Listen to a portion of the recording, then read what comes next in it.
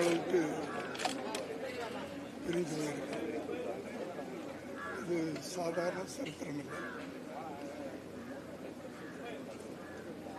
எத்தனையோ ஆண்டுகளுக்கு பிறகு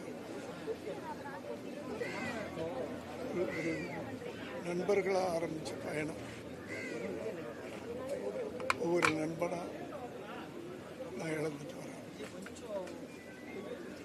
அதையெல்லாம் நினைக்கும்போது கஷ்டமாக இருக்குது. அவருடைய படைப்புகள் அப்படின்னு சொல்லும்போது அதை யாருமே திரைப்படங்களா சினிமாவாக நான் பார்க்கறது இல்லை. ஒவ்வொரு படைப்புகளும் அது ஒரு கதை சொல்லும். இன்னும் சொல்லப்போனால் அவர் ஒரு புது வேதம்னு சொல்லலாம். வேதம் புதுதுன்னு எடுத்தார். அவரே ஒரு புதிய வேதம் சினிமாவில். அப்படி வாழ்ந்துட்டு இப்போவும் சினிமா இருக்கிற வரைக்கும்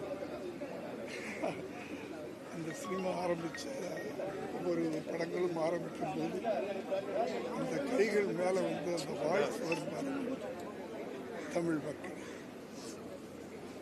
அந்த மறக்க முடியாது யாராலும். அதுலேயும் வேதம் புதிதெல்லாம் உண்மையிலேயே ஒரு புது வேதம். இன்றைய தலைமுறைகள்லாம் படிக்க வேண்டிய பாட புத்தகம் தான் நினைப்பேன் அவருடைய சில படங்கள். அவருடைய இழப்பு அவருடைய இழப்பு எப்படி சினிமாவில் ஈடுகட்டுறதுன்னு சொல்ல முடியாது. கஷ்டமாக இருக்கு, நினைக்கும் போது கஷ்டமாக இருக்கு.